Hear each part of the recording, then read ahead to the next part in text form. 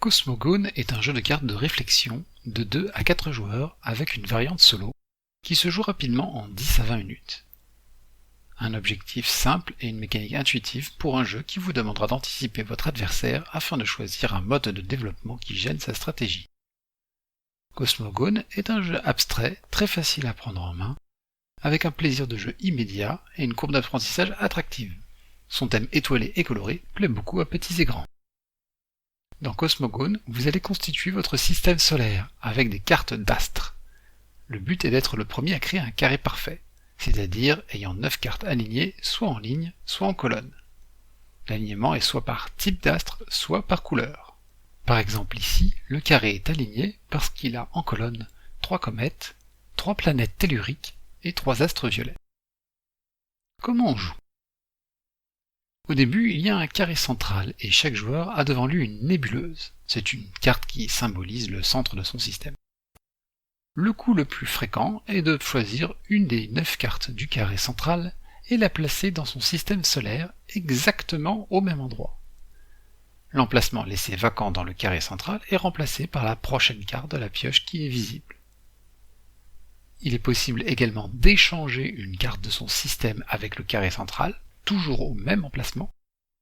On peut aussi réorganiser son carré en déplaçant une carte vers un emplacement libre ou en échangeant 2 cartes.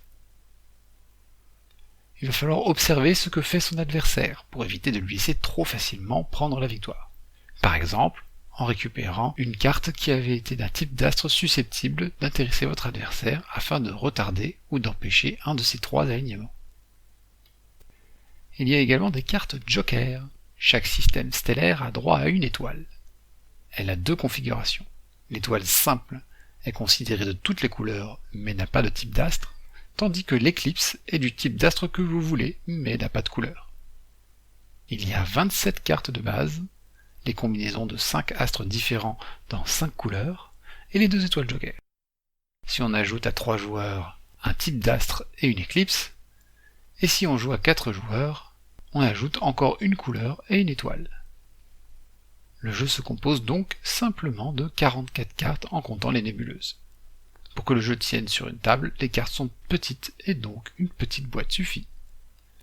Il y a par ailleurs un mode de jeu solo qui peut être joué de façon coopérative en considérant une discussion avec un joueur tournant qui prend la décision du coup à jouer. Le but est de partir du carré central et d'une nébuleuse et d'aboutir à 2 systèmes solaires parfaitement alignés en un nombre de coups réduit. Ce casse-tête fera griller des cervelles et provoquera des débats stratégiques intéressants entre joueurs en coopératif. Le jeu dans sa version prototype a été illustré par Sébastien Guido. Les illustrations sont donc disponibles pour une édition rapide si celle-ci vous plaise.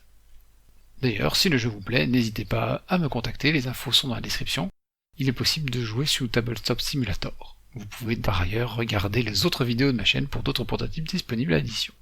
A bientôt!